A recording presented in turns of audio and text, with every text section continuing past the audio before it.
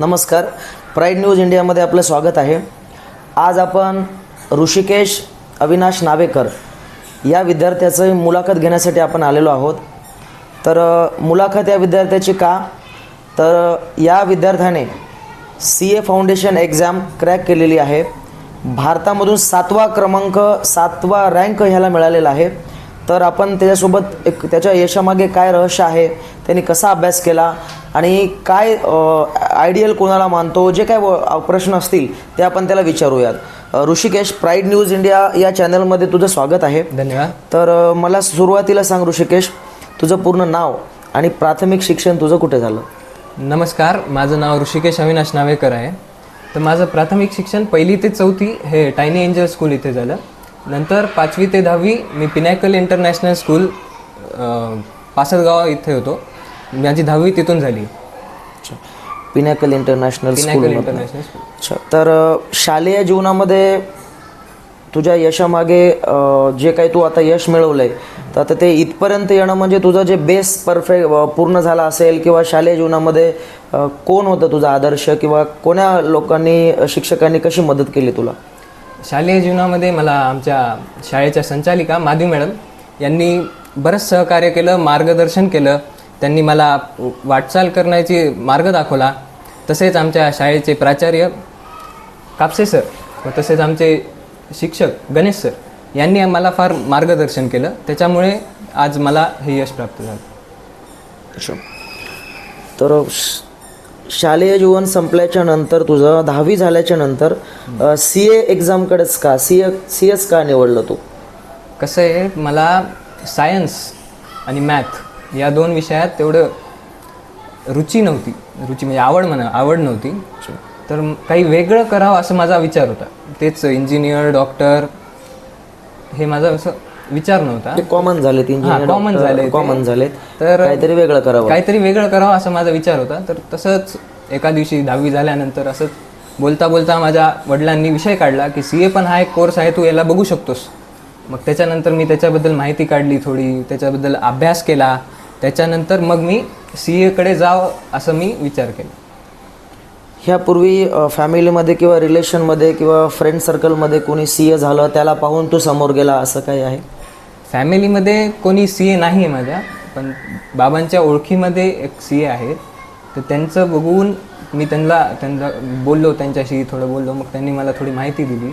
मग त्याच्यामुळे मग मी CA जावं असं विचार केला. अच्छा, CA मध्ये करिअर आहे असं तुला वाटलं? करिअर आहे असं वाटलं मला, कारण इकडं इंजिनियर, डॉक्टर खूप झाले. CAची सध्या गरज आहे भारताला, त्यामुळे मी CA जाण्याचा विचार.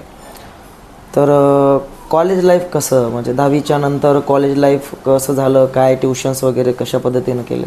10वीच्या नंतर मी मोंड्यात ब्रिलियंट कॉमर्स अकॅडमी म्हणून ट्युशन आहे कॉमर्ससाठी, मी तिथे ॲडमिशन घेतलं. तसेच इथं ब्लू बेल्स म्हणून कॉलेज आहे, Blue Bells Junior College Nanded, तिथं माझं ॲडमिशन होतं. तिथून माझी 12वी झाली. तर तसे ट्युशनमध्ये माझा जास्त वेळ जात होता.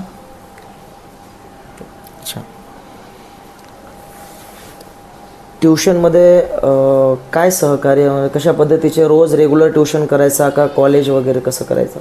मी रेग्युलर ट्युशन करत होतो.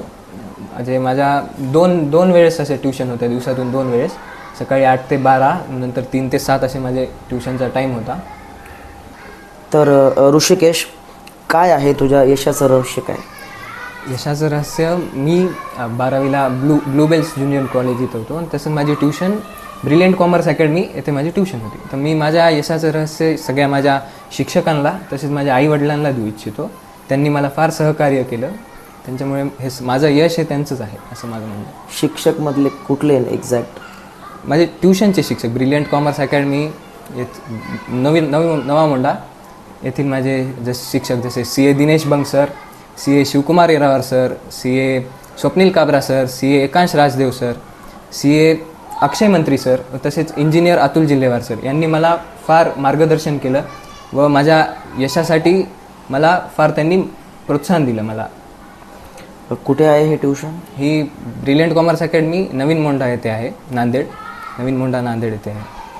म्हणजे तुझं ट्युशन CAच्या विद्यार्थ्यांसाठी ट्युशन चांगलं आहे असं म्हणायचं? 11वी 12वी कॉमर्स प्लस CA फाउंडेशन आणि CA इंटर हे तर ऋषिकेश मला हे सांग की CA काय आहे नेमकं?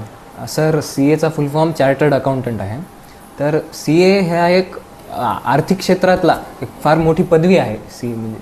तर प्रत्येक बिझनेस असो, प्रत्येक कमवता व्यक्ती असो, असे सगळ्यांना CAची गरज असते. आपण बघू शकतो की मोठे मोठे कलाकार, मोठे मोठे हिरो हिरोईन यांना प्रत्येकाला स्वतःचा CA असतो, पर्सनल CA त्यांनी अपॉइंट केलेला असतो. सगळ्या त्यांच्या पैशांची मॅनेजमेंट असते, अजून टॅक्सेस, ऑडिट, GST हे सगळं CA बघतात. ते फाईल बनवून देतात CA म्हणजे गव्हर्नमेंटला त्याची माहिती पोहोचवतात. ओके. तर हे जे CAची डिग्री घेतल्यावरती इंडियातच जॉब मिळतो का आउट ऑफ इंडिया पण, फॉरेनला पण जॉब करू शकतो आपण?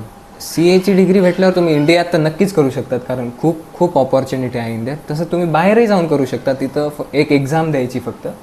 ती एक्झाम झाल्यावर तुम्ही कोणत्याही देशात जाऊन CAचा प्रॅक्टिस करू शकता. CAची प्रॅक्टिस असते स्वतःची, आणि करू शकता. म्हणजे कुठलाही मोठा व्यक्ती, सक्सेसफुल व्यक्ती झाल्यावर त्याचा जे काही इकॉनॉमिकल बिझनेस वाढल्यावरती त्याला CAची नीड लागते. प्रत्येक मोठ्या व्यक्तीला पैशाबद्दल माहितीच असं नसेल ना. बरोबर. तर त्यांनी एक आर्थिक सल्लागार म्हणून एक आपला CA अपॉइंट करतात. तर त्यांनी सगळे पैशाची व्यवस्था बघतात.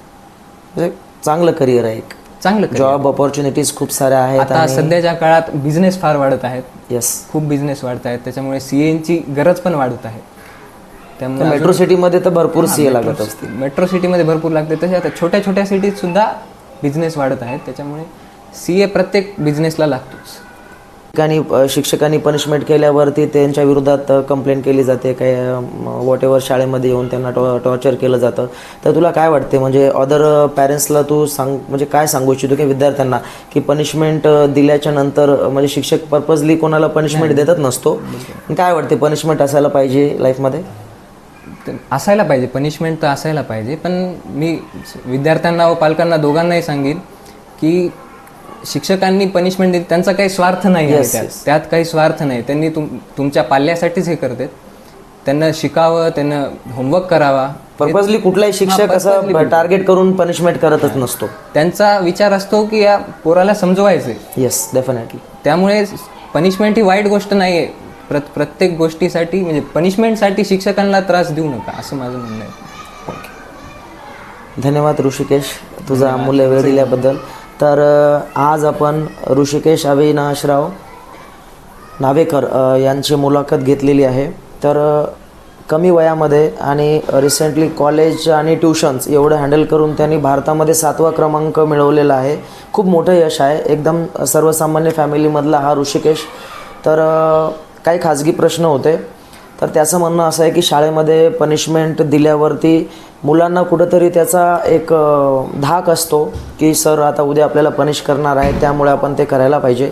आणि मोबाईलबद्दलही आपण डिस्कस केलेलं आहे की मोबाईलही त्याचा दुरुपयोग केला तर ते खूप घातक आहे, आणि चांगला उपयोग केला तर त्याला आपण एक एज्युकेशनल इक्विपमेंट म्हणून आपण त्याला वापरू शकतो.